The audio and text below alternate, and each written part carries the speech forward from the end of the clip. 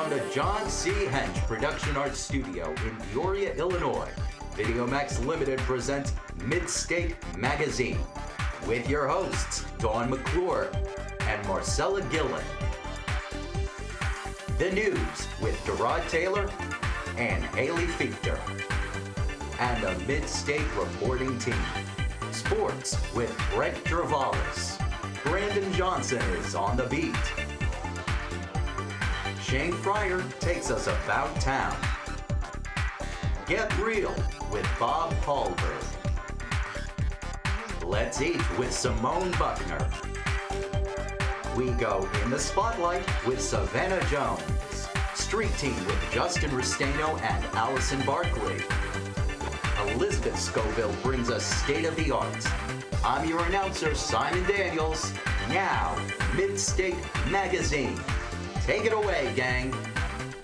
Welcome to Midstate Magazine. I'm Don McClure. And I'm Marcella Gillen. Thanks for joining us again. All right, so it's been a hectic week. First, I would like to send a congratulations out to the national speech team at Bradley University to dominate a national competition all the way around. I know, and I heard that they literally blew away the competition. You know, Yes.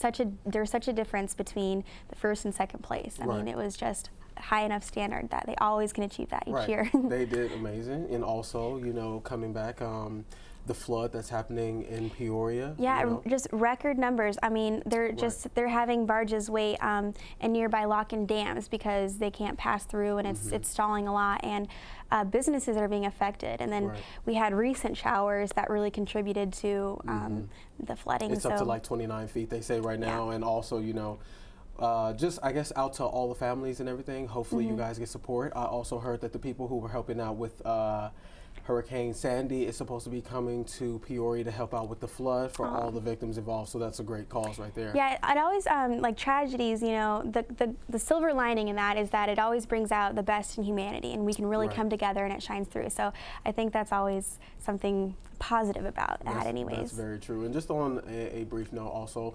hopefully everybody is recouping from the bombings with the marathon, and not to shed light on any negativity there, but hopefully that everybody is recouping, all the runners, and getting support and staying positive. And what I'd really like to see is, well, they had an interview with the boys' mother, and she still fails to see eye to eye and that her boys even went through with it. She says she doesn't trust the media coverage on it, that her boys haven't been admitting anything, and so there's a lot of that going on. But I know that Peoria itself is supposed to host its own marathon down the road. So which is very true, and there's been a lot going on in the local area right now. Let's check in with the news team. Good evening, I'm Bob Parlberg. And I'm Haley Fichter. The Bradley University speech team has a reputation for being the best. And this year's team keeps the reputation alive. Ben Green has the story. The Bradley University speech team is one of the top forensic teams in the nation. Professor Ken Young goes into detail of who they are and what they do. Bradley University speech team is a competitive collegiate co-curricular activity in which we go out and travel on weekends and show a variety of different types of speeches, compete against other universities across the nation.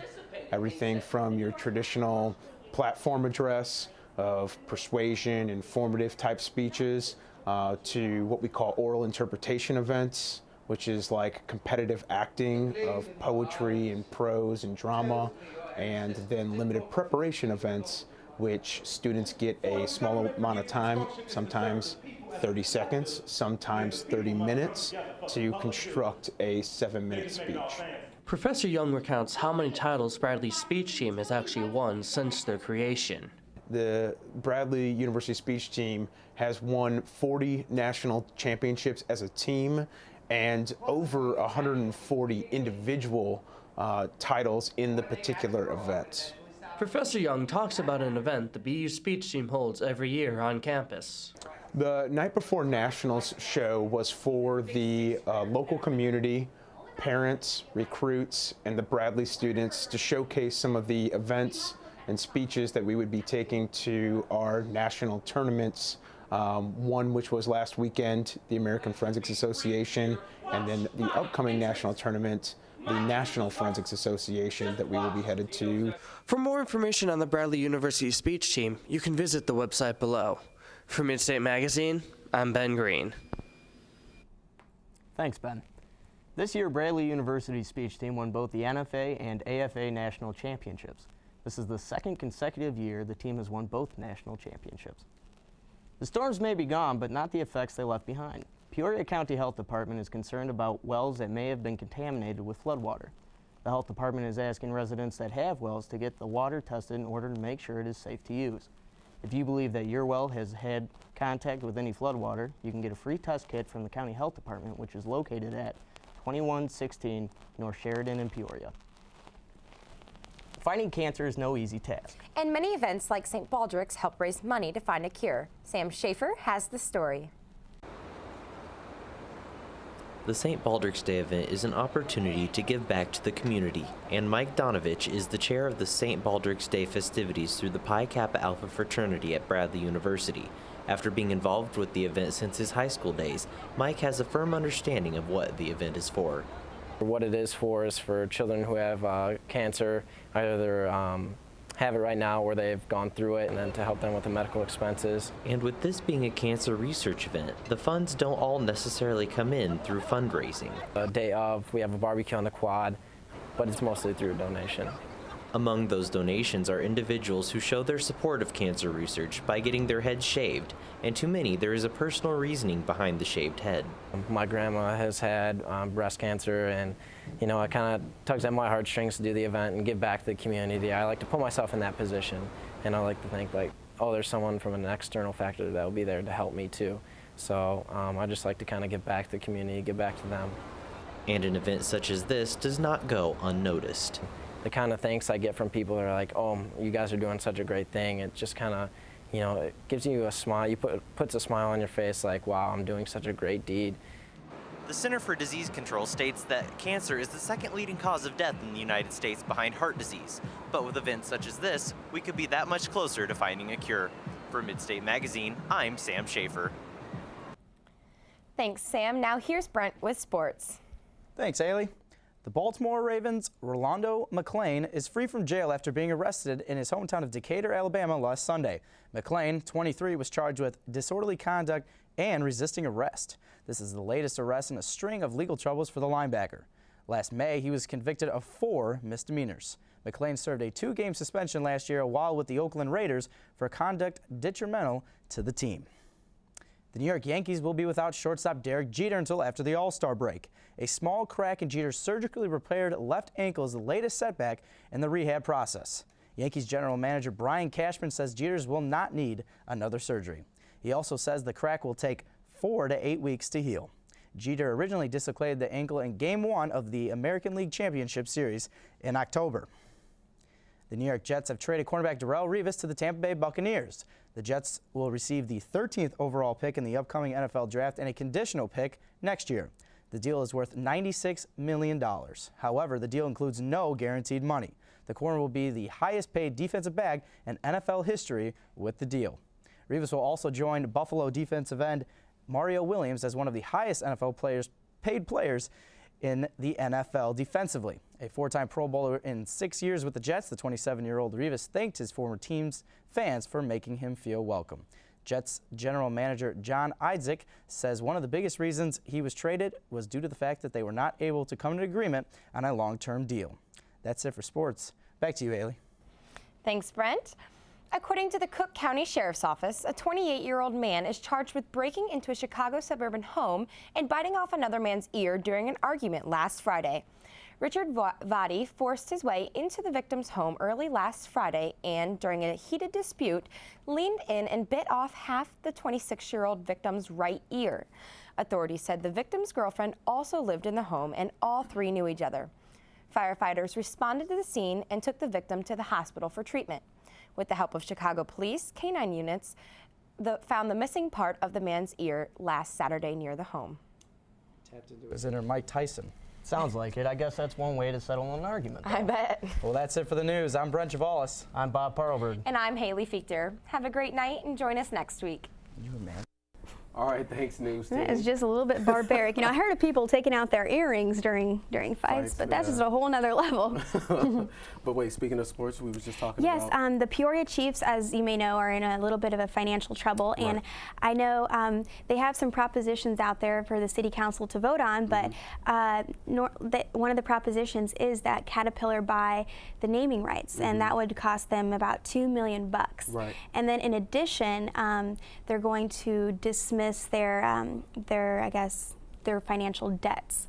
Well, also with that, the problem that's coming with that is that like the school, Bradley rents that place out that they bought or whatnot, and so the prices is also going to increase so Bradley for is students also and everybody in the area. Yeah, Bradley's offered to pay more for their chip-in, but I know the mayor spoke about it. The Peoria mayor and Jim Artis said it's kind of a jewel to the community. A lot of people don't have you know, this affiliation, so they want to keep it and preserve it. So hopefully we find a way to kind of settle but at to switch gears really fast, you always tease me about being a vegetarian. And yes, did you hear I do. that in China, you know, the bird flu was contracted in the poultry section. Somebody like actually bought some chicken, and actually 12 people died. You know, so be careful of the chicken.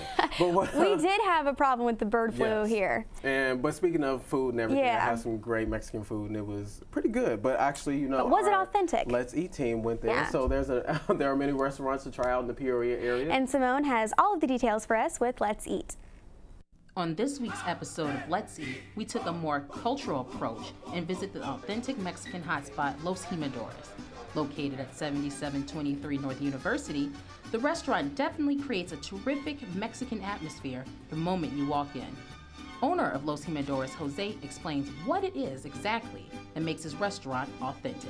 It's real authentic because some of them we got them from the companies around here, and some of them we get them from companies that they do get the products from Mexico.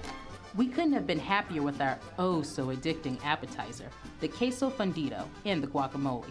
I ordered the chile rellenos with a chalupa, and the zesty spices awakened my taste buds and left me wanting more. Stephen ordered the quesadilla supreme, which he described, and I quote, a fiesta in his mouth. Stephen and I washed down these with a couple of delicious margaritas. But it's not only the authentic Mexican food that creates a genuine experience. As you gaze at the walls of Los Jimadores, you may find there's a story to be told. It's a guy from Oaxaca, Mexico. We brought him in. I wanted to show people part of past, you know, like the Aztecs, you know, are the history, culture of Mexico. It was hard saying goodbye to Jose, but he assured us to come back in the evening to see the artwork in a different light. So he was doing the neon paint at a time, and that's why, as you see, we had the black lights on. Late at night, if we would turn the regular lights off, you will be able to see it, how cool it looks. If you're looking for a place to celebrate Cinco de Mayo this year, then come to Los Jimadores for fresh, authentic Mexican food. For Midstate Magazine, I'm Simone Buckner. Thanks, Simone. I'm glad she actually had that big sombrero on the right way, because a lot of people put it on backwards, believe it or not, because the flap that kind of like goes up is supposed to be on the back, and so people think, well, they have to see my face, so we'll put it up. But a lot of people get that. I really liked about that restaurant in particular was the murals. I think it reflects a very rich history about Mexico, and I'm always fascinated with the Aztec Indians and all of their traditions, and even like their apparel and everything. Well, you have to definitely check it out sometime. It looked like they had some pretty good food there. Yeah, because it's hard to find, we were talking about this a little bit ago, but authentic Mexican food, because a lot of the chain restaurants that are popular, like a Chipotle just opened up in Peoria. That's not authentic. That is fast food, Americanized. Very true. Very much so Mexican, Americanized Mexican food. Very, very true. Also, you know what I just heard, speaking of like local things happening in Illinois, the governor is trying to pass a bill so that if you're buying a new home with the flood and things like that, well, someone purchased a home and they didn't know that it was a meth lab. Yes. So. Because I think it included homes, but not mobile homes, because they consider mobile homes like a vehicle. Right. So it didn't apply, but people live there, so that was really silly. Right. Well, we'll be right back after this short break.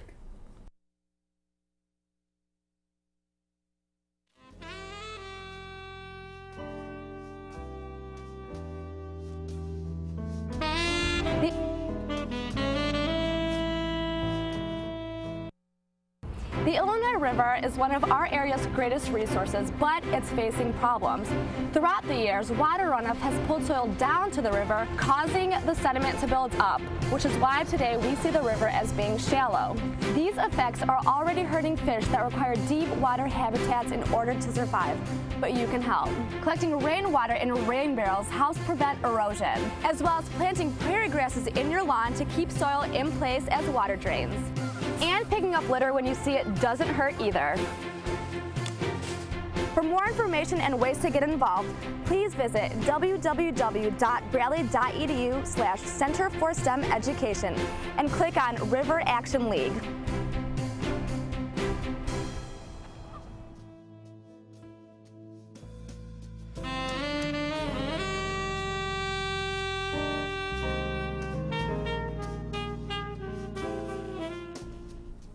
And welcome back to Midstate Magazine. Thanks, Yes. Sam. Actually, I want to just get into real quick. There was like a new protein or something found that it's like penetrating and harming cells that is causing the onset of like Parkinson's disease. But they were saying also the benefit of them finding this protein is that it also might lead to help limit or like prevent it or down the road. Alzheimer's, was it? Yes, Alzheimer's disease. Oh yes. yeah, then that's something that I would love to make a break into because you know, I personally think, even though it's not like as painful as like a regular disease, but I think it's painful for the family members of Alzheimer's victims because you lose that person and it's sad to see them deteriorate and lose such precious memories. So I know I have personal family members that have been. So. Right. Well, there's always something new and new music to listen to. So let's check in with Brandon with On the Beat. That was not 1:30, man. No. Welcome to On the Beat. This week we are tapping our feet to the one and only Macklemore and Ryan Lewis featuring Ray Dalton. And no, it's not Thrift Shop. It's titled Can't Hold Us. The new single has played on the radio non-stop and the artist performed it at the MTV Video Awards. The crowd went wild. The first few lines in the song make a statement by telling the world that Macklemore is sick of going on the internet to check on how many people follow him as soon as he wakes up in the morning. We can all relate to that. Overall, the song is telling the listeners to overcome the dominance in your life and go out and try something new and have fun. Most of all, don't be afraid. Now, I'm sure we've all heard Macklemore and Ryan Lewis sing before, but can we just take a moment to thank Ray Dalton for that jazzy, soulful voice? It tops off the entire song and makes it that much better. Now go and listen to Can't Hold Us and raise the roof because that Macklemore would want you to do. For On the Beat, I'm Brandon Johnson. All right, thanks, Brandon.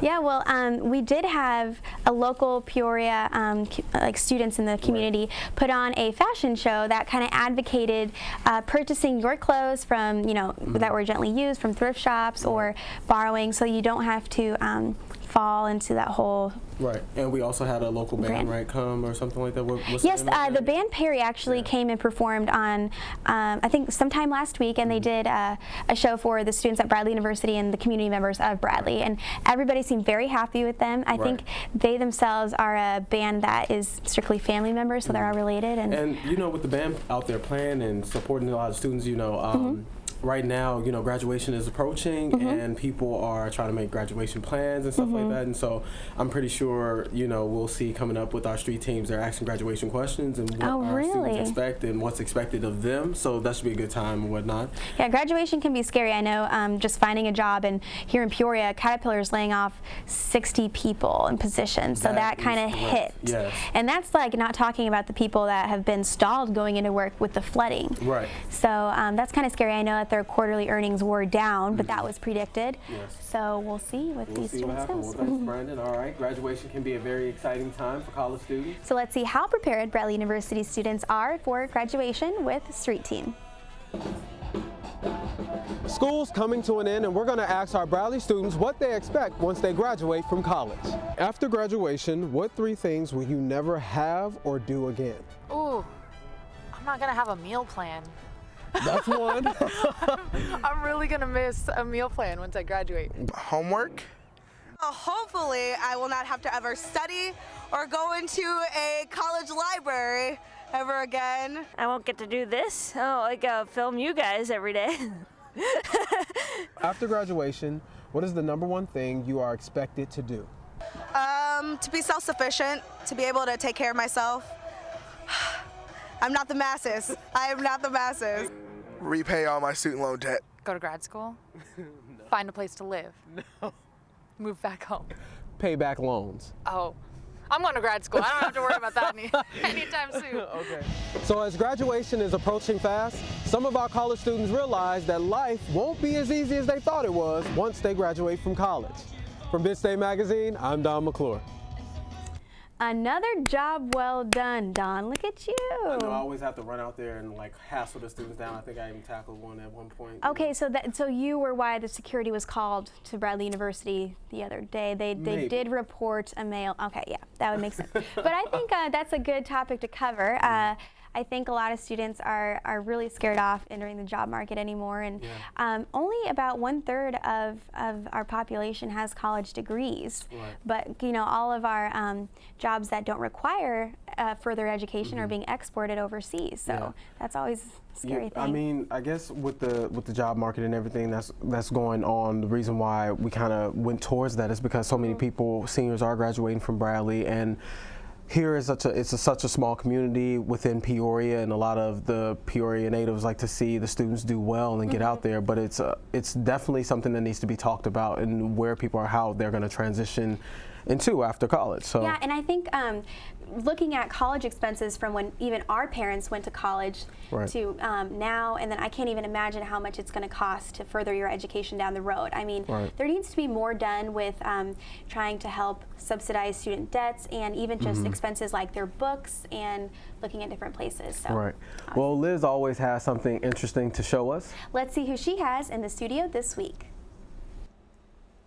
Hello, welcome to State of the Arts. I'm your host, Elizabeth Scoville. Today on the show, I have Kayla Jackson. Kayla is a sophomore theater major at Bradley who's made a name for herself as a talented actress and public speaker. Hi, Kayla. Thanks for coming. Hello, and thank you. Of course. So can you tell me how you got involved with theater at Bradley?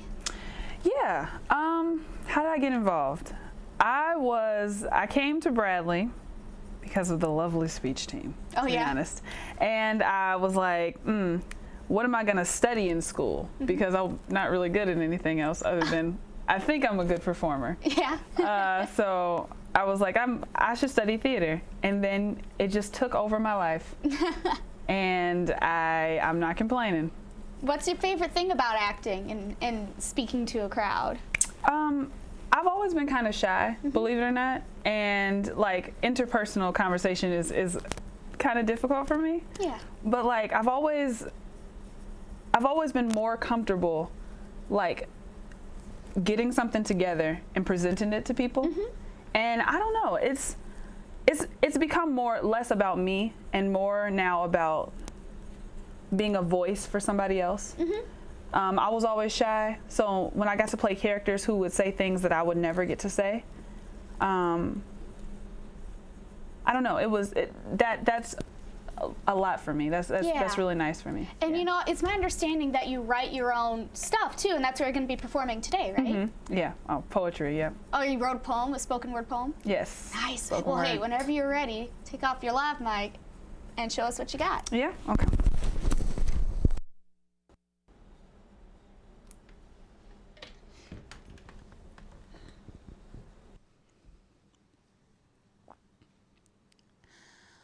Won't you take a little time with me? Take 5, yeah, about 5. Won't you take a little time to see? I'm alive, I'm alive. Baby, you don't even have to stay. I got plans anyway. Boy, it's such a busy day. You gotta be crazy. Think I'd be his lady?